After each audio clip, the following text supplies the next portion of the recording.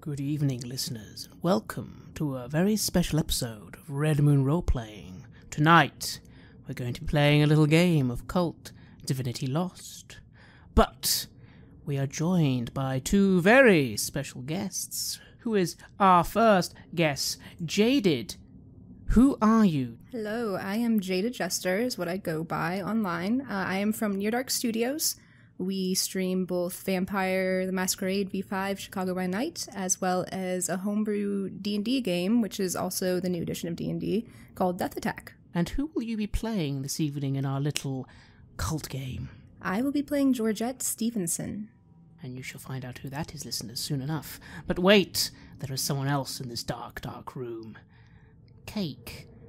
Who are you, Cake? Reveal yourself. Well, I am Cake, also known as Nikita. I am from Devil's Luck Gaming, a immersive TTRPG experience where we dress in full costume for every game that we play and create tons of custom sets. I will be playing Fred Hayden today, and this is my first time playing KULT. I have played D&D, Spyhander, Age, Black Void, all these different systems, and I'm excited to learn another one. Oh, always good to hear, always good to hear. Fan of Black Voids here as well. But wait! There's one final person joining us. The most mysterious person of all. Who are you, third person? Oh, Craig, it's just me. It's good old Hjalmar. Didn't you recognize me? No, I couldn't recognize you with all the mystery. Oh, I'm so wounded. Well, I am happy, though, because Mom lets me stay up and play late tonight. Indeed, yes, we are. Well, some of us are playing at rather a late time, but that's perfectly fitting for a night of horror. I'm sorry, I forgot to say, I'm playing Elizabeth Liza Bennett. Oh yes, Miss Bennett. Miss Bennett. That's a nice name, I like that. Miss Bennett. But yes, tonight, our little story is called The Gallery of Souls. The year is 1951. The place, America. The city of Las Vegas. The city of lights, city of dreams, according to some at least. In 1951, Las Vegas is booming. The city that once was considered merely a gambling den is becoming bigger and bigger by the day. Celebrities even go there now. Shows. The Strip is lit every night in bright neon, gold, red and blue. It's truly a modern marvel. Who would have thought such a place would exist 10 or 20 years ago? But in America now, 5 or 6 years after the war, things are looking good, and Las Vegas is a city where the rich and the poor can all mingle together and have fun. At least that's the idea. The reality is a little different. Underneath the glitz and glamour is a dark underbelly. Organised crime is rampant, and plenty of people lose everything in the City of Sin. Our three characters tonight are all, of course, familiar with this darker side of the city. They're all involved a little bit, one way or the other. You all work at the Sahara Casino. You work for a man known as Mr. Pickett. Mr. Pickett is a very interesting character. He doesn't own the casino, that's someone else. But he is a very important guest there, and for some reason runs everything anyway, including the staff. All three of you are his staff. You all do different things for him, different things at the casino, and you all enjoy the money, the cash, the glitz and glamour of the job. And hey, if sometimes you're paid to look the other way, or paid to rig a game, or rig an account book, or just steal a wallet from someone's pocket, well, it's all fun and games. But all three of you were getting a little dissatisfied of late. After all, Mr. Pickett is a strange individual, and none of you really want to work for him forever, right? At least some of you don't. So all three of you got together and had a little idea. You were just going to skim a little extra profit. Just a tiny bit. Just to get yourself maybe a nice holiday or a nice new car and maybe just get out of this job. It all seemed foolproof. But something went wrong. You're not sure what Maybe someone squealed on you, maybe you just got noticed, maybe you were sloppy. But somehow, Mr. Pickett found out that you were trying to cheat him. And on this night, just before you were leaving work around 6 or 7 o'clock, some of the other men and women who work at the casino cornered you, surrounded you, blindfolded you. You found yourself being piled up into a vehicle, being driven somewhere. You know the stories. Las Vegas, after all, is a city in the middle of a desert. It's really easy for people to vanish in a city like Las Vegas. You simply drive out into the desert and, well, no one's going to find you ever again. When the sacks over your heads are removed, you're down on your knees, all three of you. You're in the middle of the desert. No light except for some of the lights coming from the car that brought you here. You're surrounded by about 5 or 6 individuals. You probably know most of them, actually. And there's Mr. Pickett. Mr. Pickett is a man in his 40s, 50s. Very lean, mean-faced, balding. He wears spectacles and carries himself in a very nice business suit. Very stylish for the time. He looks down at you. Lizzie, Elizabeth, Liz to your friends. What do you look like when we see the blindfold removed from your head? What you would normally see is some 2 white teeth and a wide smile and a thick layer of makeup over a tired face. Dark blonde hair, kind of glossy, pleading, burned out eyes, kind of lanky body. And as this is pulled off of me, you see a face that is wet with tears and kind of reddish eyes. He looks at you for a moment and then looks at the person right next to you. Fred. Fred, what do you look like right now? Well, once the sack is pulled off, a normally too sharp grin is pulled down into a scowl because, this was a new suit, and now it's covered in dirt and dust from the desert. And I just, sharp eyes look up and stare at the people who have abducted us, and his slicked back hair, that normally is perfectly kept, is messed up and falling over the side of his face, over my forehead. But Fred is tall. He's tall, and right now he just seems a little bit smaller than he should. And finally, Mr. Pickett moves to the third person. Georgette. How are you looking right now? Oh, you'll see someone with all the blood drained from their face, completely pale, female, mousy brown hair, and a tight bun, very, very tight pressed pantsuit, shaking, quivering, biting at her lip. He puts out his cigarette on the ground, the desert sand, sort of crushes it with his shoe. Very nice shoes, by the way, brown leather. You know, Liz, Georgette, you two. You two, well, no, maybe more Fred and Liz. You two. You two, I expected it. Even though you've had your problems, you two always got along. But you, Georgette, he leans down. What were you thinking? I guess I wasn't, sir. No, you weren't.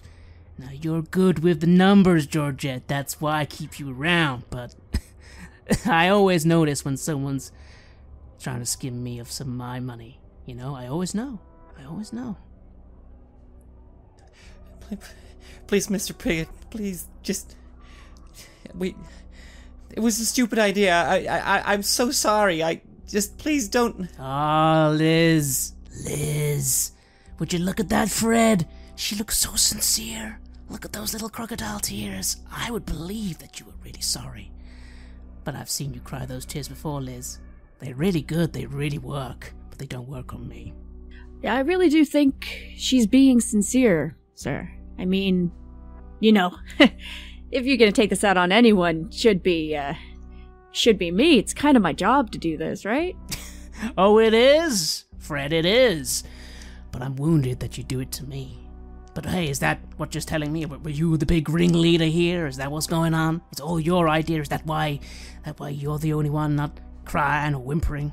I'd like to think I have a little bit stronger stuff than that, but I am a bit nervous. I don't think I was the full ringleader in all this. I mean, you know, Liz is my ex-wife. Why would I want to work with her?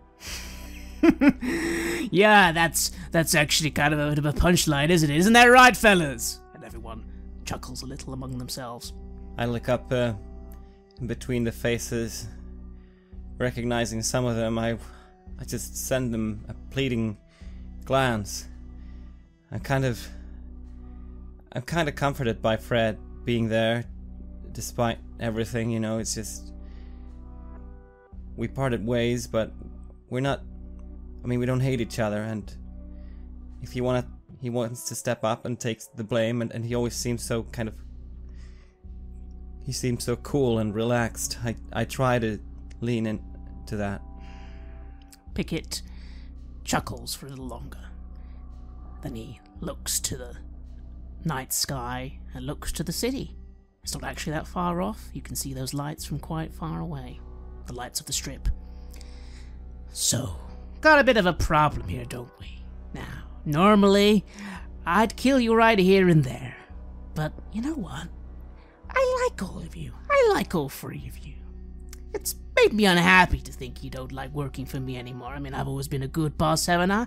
I've always paid up on time. No? Yes, sir, Mr. Pickett. Yes, you're completely right. So what can we do? You owe me. You get that right. I can't just let you go home. You gotta do something for me. Something that, luckily for you, has literally just fallen into our laps on this very, very night. What do you say? I'll do whatever you want, sir. I have a husband and 2 boys at home.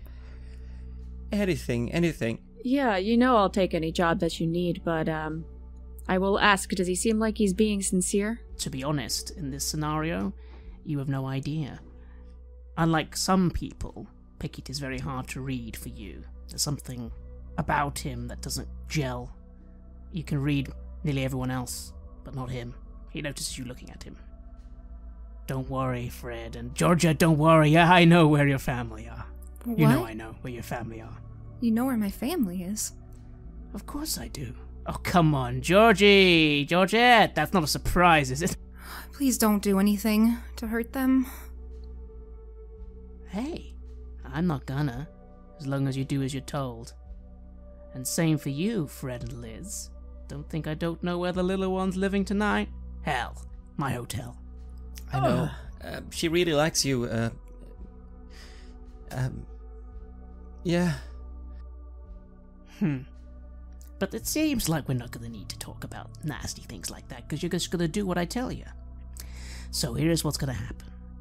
You're gonna go and do me a little favor. I'm gonna give you that car over there. You're gonna drive into town, and you're gonna do it tonight. And when it's done, everything's forgiven. We'll pretend like none of this ever happened. I'll see you all at work in the morning, and everything will be fine. And you'll never do it again, right? Never, sir. Of course. Yeah, whatever you say. He reaches into his pocket. He throws down a photograph on the floor. It's of a man. You can see. It's a bit hard to see in the dark, but you can just about see from the car lights. Of course, you'll need to get a better look at it in a minute when you actually have your hands free. That picture there is of a man. You're gonna go and find this man tonight. You're gonna go to his little studio he's got, and you're gonna ask him politely to come in the car with you. When he's in the car, you're gonna drive him to the casino, and then I'm gonna pick him up. Nice and easy, yeah? Sounds easy enough. Exactly. It might be a bit more complicated, though. I have a feeling Mr. Starker Christian Starker, that's his name. He's a fancy painter guy. You don't need to know why I want him, but, he's made a little bit of a scene lately. I kinda think there's some other people after him as well. They might even be after him tonight. That's where you guys come in, you see, because as you're here, I can just send you in right now, and, you're expendable. I feel like there's some sort of catch to this. If there's a catch, it's that maybe you're gonna fail at the task, and then I'll be very upset. Understood. I'm looking down at the photo and just this man, and I feel like I don't care at all about this guy or whatever we do to him or whatever Mr. Pickett is gonna do to him. I don't care as long as I get out of this. Fred, you're a man of the town. Christian Starker? The name's ringing a bell. Painter. Yeah, wasn't there a guy last week, and one of the things he bet in the game was like some tickets to an exhibition or a gallery viewing? Christian Starker, that was the name. Oh, so I just happen to have these tickets, to an exhibition for Mr. Starker. Oh, really? Yeah, some people when they don't have many money bet other things, so, I just may or may not be a little easier than we thought. And I try to look over and give Liz a bit of a reassuring smile, but there's too much teeth. Pickett nods. Well, that's great. I know where his little studio is. I'll give you the address. Go there and find him. Now, if he's not there, well, guess what? You're gonna have to find him. Search the place. Rob the place. I don't care. Don't obviously make a massive scene. Don't get the police involved, but if you have to break in, break the fuck in. I want him found tonight. Understood, sir. Yeah. He clicks his fingers. The men and the women around you come forward and release your bonds. You can stand up. One of you could even pick up the photo if you wish. I'll go ahead and reach for it. Right before I get up, I just brush off the knees of my pants and kind of fix my suit jacket as I'm standing. I stand up and I just wring my wrists from the bonds. It just hurts. I'm drying my eyes off on the hostess suit. Pickett looks over to you, Liz, and smiles. That's that smile he does, which on one hand you used to find quite charming, but these days there's something... It just doesn't sit right with you when he smiles like that. And I can't avoid looking down at the shadow at his feet. There's something about his shadow that always catches my eye, and I just really am afraid of this man. The picture, Georgette, is of a man, 20s, 30s, dark hair, cut, short, stylish, typical of the time period. Looks quite mundane, really. Short, small nose. So does he look familiar to me at all? Would I recall seeing him at the casino, maybe? To Georgette, let me think. Yes, you know what? When you think about it, you think you have heard his name as well. You read it in a newspaper article. Something about a fancy gallery making lots of money. The paintings apparently are quite interesting. One of your friends, one of the friends you sometimes meet with in dark basements filled with incense and crystals and strange-looking cards. He said apparently his artwork is very interesting.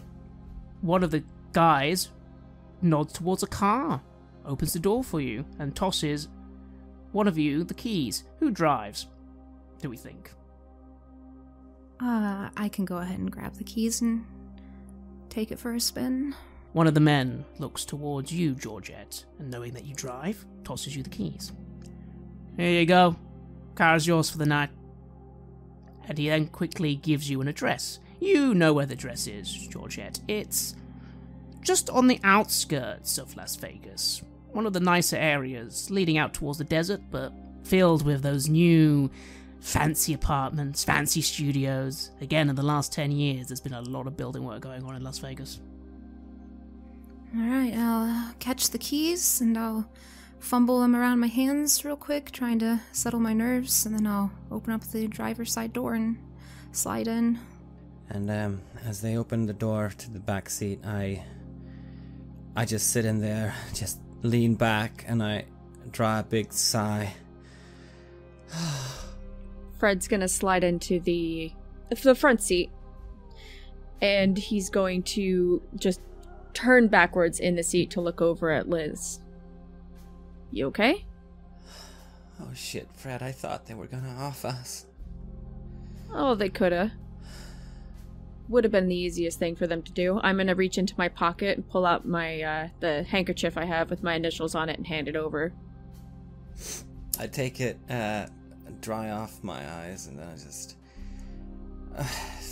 throw it back at you. Ah. How can you be so relaxed about this? Oh, I felt like I was gonna shit my pants. Doesn't mean I need to let them see that. I feel like we need at least one person to be calm right now to balance us out. If I were to show exactly what I'd be feeling, I probably would have ruined my nice new suit. And, yeah, I paid a lot of money for this thing, and hey, we're about to go into town. Gotta look good, and, anyone got any hair gel? As this is going on, I'm going to go ahead and start the car and start heading towards the address. Yeah, and I, first I am annoyed, but then I feel yet again comforted by Fred's lightheartedness. Let me look. Yeah, and I do find one, and I hand it over to you. Nice. Alright, and I'm gonna fix my hair up back to the perfect coif it's normally in that got messed up, and there's just a little extra bit of shake to my hands from the adrenaline rush of the being kidnapped and just keeping my hands busy while we're going. So, does anyone know anything about this Christian Starker? I know I got tickets for the exhibition, but I'm not real big into art. Yeah, I just know I have a friend who appreciates his work, but that's about the extent of my knowledge. I'm gonna pull out a cigarette and roll in the window and light it up while I'm driving. As the lights of the city start appearing outside, I just look outside at them and I just say, "No, I've never heard of him." Georgette, you begin driving down the long road back to the city, the lights almost welcoming you back. A light rain begins to fall. Again, slightly rare in a desert, but it does rain from time to time, especially around this time of year. It is late October, after all. But you start driving back. The atmosphere, oddly, rather pleasant now that you've left behind the men and women who you're pretty sure were going to kill you. Oh, they still might. Oh, they still may indeed, you think to yourself. And Georgette, it's probably about half an hour before you actually get back to the city, but you keep thinking, what did your friend say? What did your friend say? Didn't he say something about he's quite a new artist? Like he was a nobody, but then suddenly he was divinely inspired. And the last, maybe, did he say a month or a year? You can't quite remember, but something about how recently he's been making quite a stir in Las Vegas. You know, now that I'm thinking about it, though, my friend did mention that they seem to just be an up-and-comer out of nowhere. Like they were a nobody before all this happened all of a sudden. Isn't that how it is here? You just rise and fall? Anybody makes the right connections, you can kind of get as high as you need to. I suppose. I guess I've never really paid attention to his art. I guess it doesn't need to be good necessarily, does it? Maybe he just did one piece, sold it really expensively, and somehow made a debt with Mr. Pickett after that. Just got in some stupid gambling thing. It's what they all do. Has he himself ever been to the floor of the casino? You don't believe so. But you do find yourself, Fred, thinking when Liz mentions debts and gambling. I mean, that's a common thing. You also remember, didn't Pickett say something about other people after him? Yeah.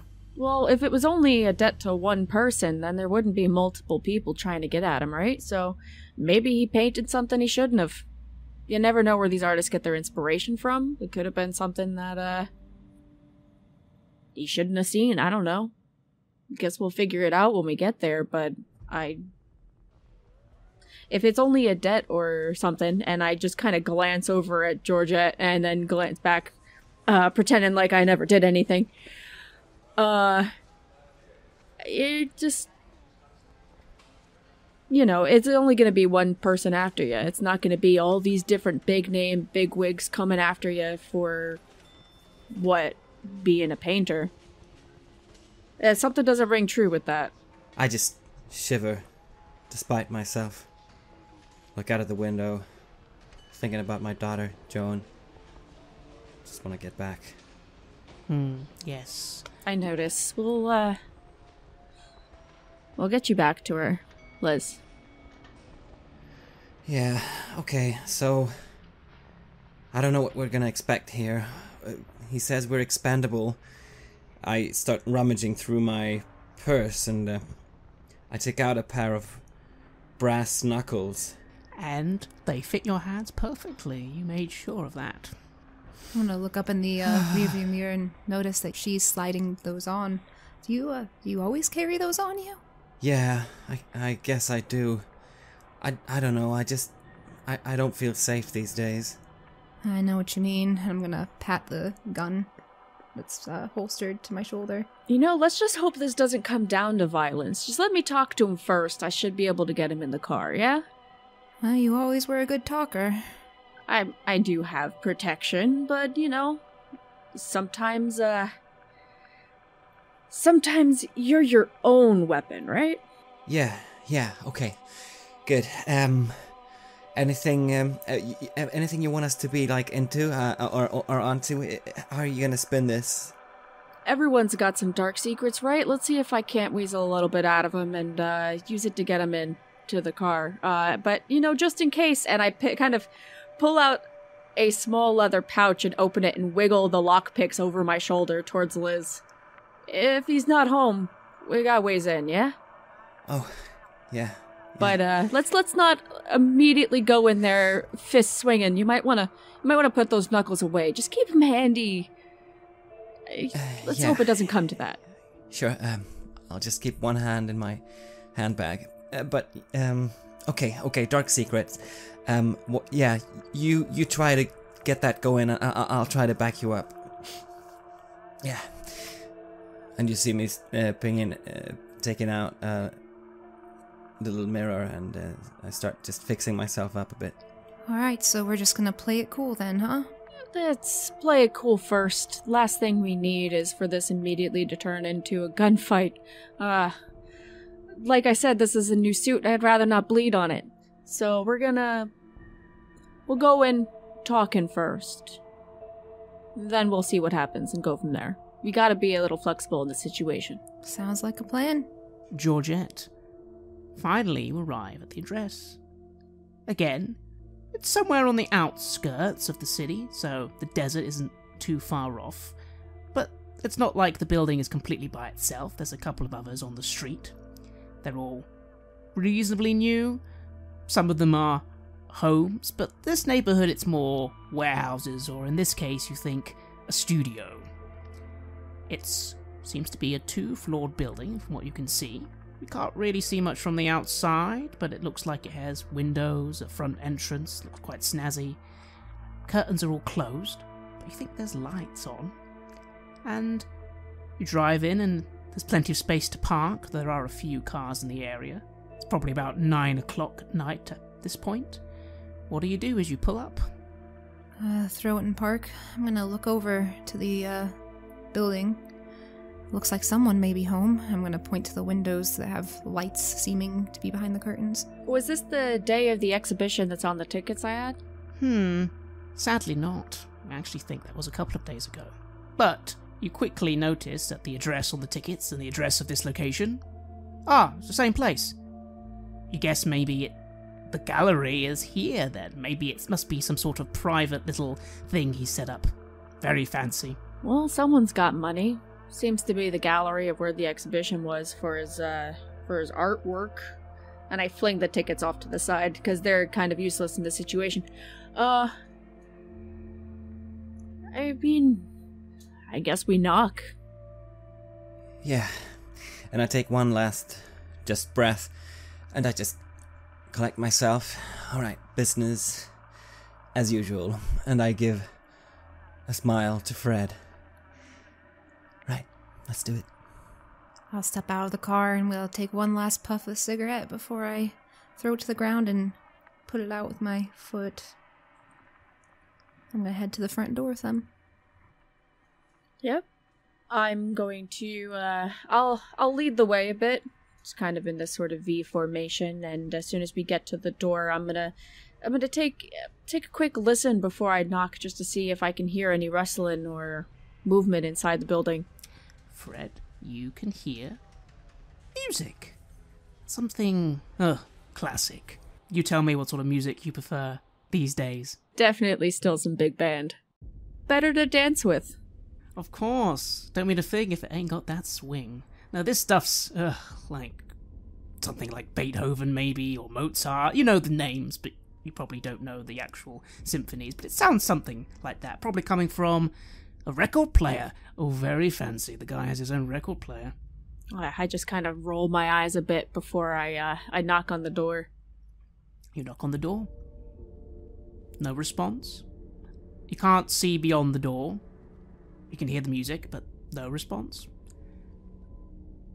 I try to look in through one of the side windows, just to see if I can see anything from inside. Curtains are down. Big, thick, plump, purple things. Very gaudy. That's annoying. I would like to look around at our surroundings while this is going on and make sure I can't see anyone walking by on the sidewalk or looking out the window while we're at the front door. Certainly. Let's have our first roll. So you're going to roll the move that is known as observing a situation. That's going to be a 14 for me. What should I be on the lookout for? So it seems to be what you're wanting. You're looking around going, what should I be seeing? Yes. You look around and you notice, suddenly, just a little bit far away, not very far away, but just down the end of the street, a black van is driving up to a very nice-looking car that you kind of saw parked, but didn't really think much. Again, there are other cars parked around here, but they're all empty. This car seems to be... Ooh, is that a black Dodge? That's a nice car. The dark van sort of drives up alongside it. You see someone running down a window and some people are talking. Again, they're a bit far away, you can't hear what they're saying, but you do notice this little exchange happening. And then the Dodge starts driving off, and the black van just parks. And you just notice that as the others are knocking on the door and not getting any response. I'll take a mental note of it and then turn my attention back towards my group. Come on, Fred, he's not gonna open. Well, let's try the door. Maybe since it's a gallery space, it'll just be unlocked, yeah? You know, you can hope, but I'm gonna try the door to see if it opens. You begin sort of fiddling with the door, and it does come open, actually. In fact, it swings open very easily. You notice the handle didn't feel like it had any friction. It felt like something was wrong with it, as the door opens into a hallway. Best be on the lookout. I don't think we're the first ones here. I'm gonna, take a look around the hallway before stepping in. Does it look like the hallway goes on for a while? Does it open up to the gallery space? The hallway looks like it opens up into a little entrance room. You see coat hangers, places for hanging coats, you see shoes. There is then a very small doorway with no door that leads on. That's where the lights are coming from. The light here is turned off. Also, all three of you smell something. It smells like, rotten fish? Or rotten garbage? Ugh, what is that? I don't know, if he had an exhibition here 2 days ago, why would it be smelling like this? Maybe they had shellfish and somehow he went on a bender and not come back yet. Interesting. Can I start to try to walk around, kind of observe the downstairs? You certainly can, Georgette. You move forwards. The first things you see are straight away a hallway. The lights are on in the hallway. It leads to a room, but you'd have to walk down the hallway a little bit before you can reach this room. That's where the light and you think the music's coming from. You also notice in the middle of this hallway are stairs, sort of very nice old-fashioned iron railing stairs going upwards. That must lead to the second floor. Makes sense? Okay. I want to quietly make my way back to the room at the end of the hall. Georgette, you begin moving down the hallway nice and quietly. I'm gonna follow her, just so that she's not going completely by herself. Of course, you come behind. Liz, does that mean you're the last in line? Yeah, and I was impatiently just gonna start calling out for him to see if he was there, but then I see the stance that Georgette is taking and kind of... What is he doing? Is he sneaking? I start going after her, just crossing my arms, and... this stink is worse than here. Georgette, you begin walking down that hallway, passing the stairs, and now actually also noticing there's a door on the right. Quite unassuming, but it seems slightly open, but there's no lights on that way. Do you just continue going straight forwards to the light, or do you just stop to investigate this little side door? I will kind of nod towards the door, look back at Fred, and whisper, "Do you think we should check that out first?" Well, I feel like we should keep all our options open, so I'm gonna say yeah. If you want me to open it. Yeah, if you could. Alright, I'm gonna take a slow, deep breath in, and then as I'm exhaling, I'm just gonna open the door slightly to see what's behind it. Fred, you open this door. You can't see too much. The light spilling from in front of you is kind of diluted a little as it comes this direction, but you think you recognize a kitchen. It's all dark, but yeah, a kitchen. It's got stoves, modern appliances, a fridge. Yeah, a very swanky kitchen. Well, apparently he's doing well for himself. I'm gonna look around for a light switch and see if I can't turn on the lights in the kitchen. You flick the lights on, and the electric light slowly buzzes to life on the light bulb above your head. And yes, a kitchen. It's got some windows facing out.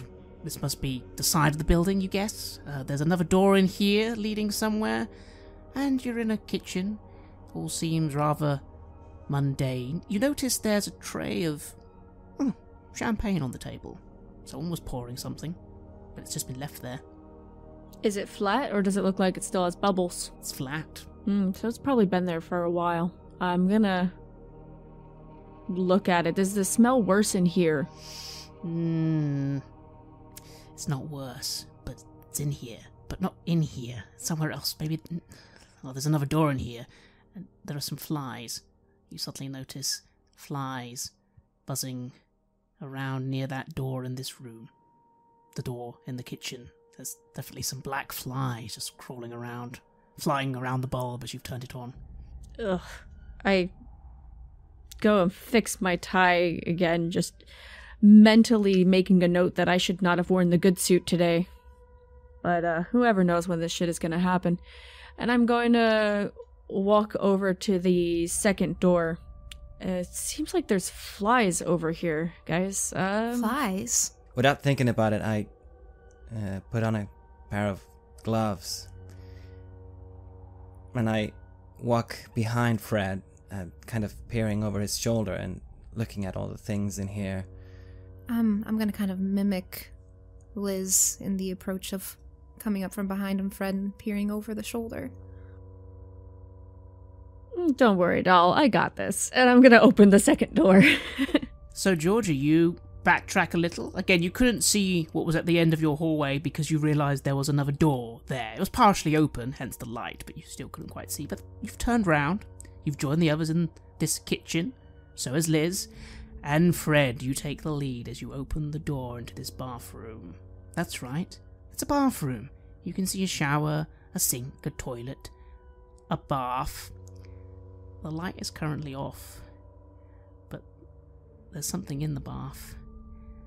You can't tell what it is yet, but the smell is really bad, and there are lots of flies.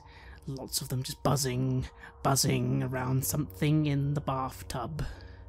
I gag a bit. Oh.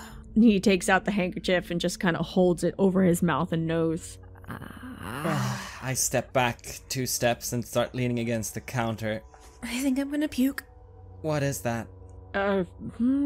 If I can guess, I flick on the light to the bathroom. You flick on the light. It buzzes back and forth, almost matching the sound the flies are making. And there you see, well, you still can't really see what's in the bathtub, but you can see what colour the water is. Red. Blood red. Splattered everywhere. The bathtub is filled with red blood. The flies are buzzing around something inside the bathtub. Hundreds of them. When you turn on the light, the flies are erupted into activity and begin flying towards you, towards everyone, towards the kitchen. Fred, please roll me. Keep it together. That is an 18 altogether. Fred, this is not a pleasant scene, but perhaps you've seen worse.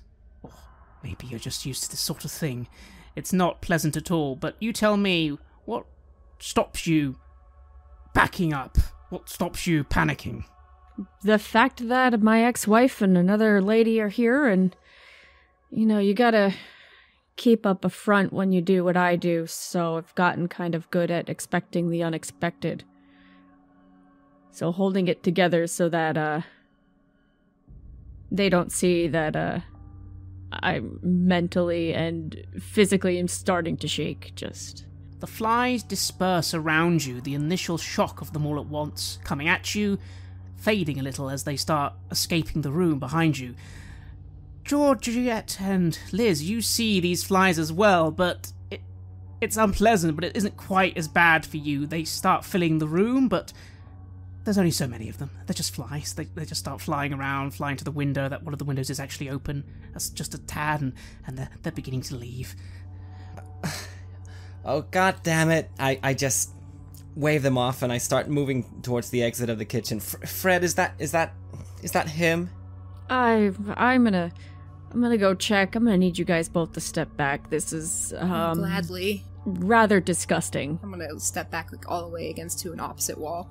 Yes, the others step back, leaving you, Fred. You go further into the bathroom?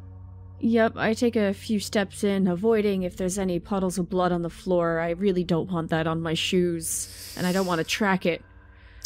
You do your best, but this is a bloody scene, and you go towards the bathtub.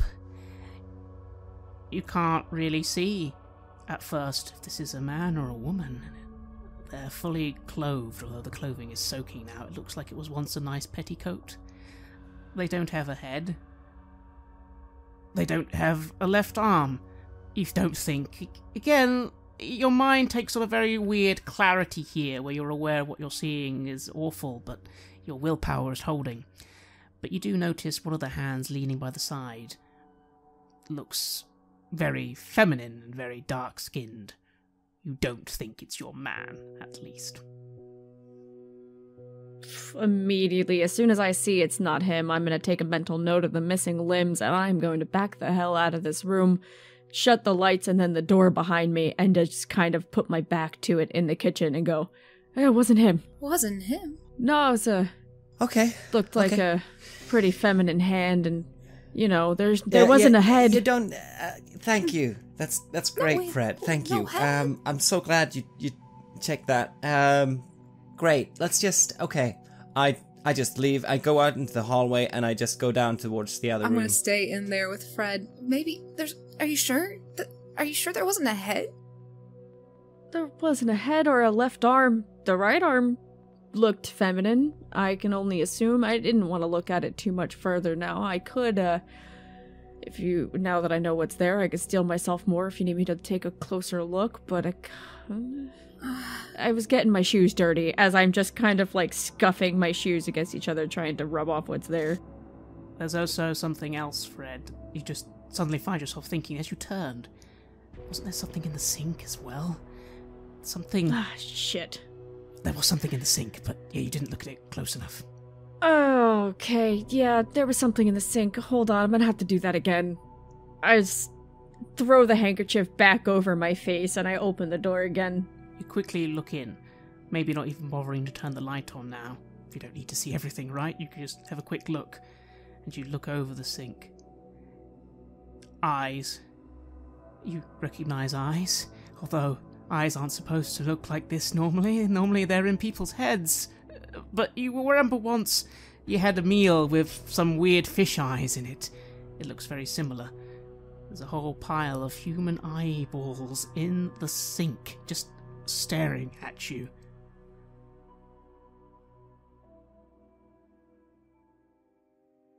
You have listened to an episode of Red Moon Roleplaying, where we played the adventure Gallery of Souls for KULT Divinity Lost. Gallery of Souls was written by Magnus Seter for the second edition of KULT, and was just translated by our own Mattiaz and re-released for KULT Divinity Lost by our friends at Helmgast. Go to kultdivinitylost.com to download your copy. Joining Craig and Hjalmar was Nikita Cake from Devil's Luck Gaming and Jaded Jester from Near Dark Studios. Check them both out if you need more high-quality role-playing in your life. The music was made by Atrium Carceri and was used with permission from their label Cryochamber. Check out their website at cryochamber.bandcamp.com or their YouTube channel for some moody, dark ambient. We would like to give massive thanks to our champions of the Red Moon, Martin Horshaubert, Nastasha Wallerson, Simon Cooper, David, Julia, and David Hogberg for their generous support.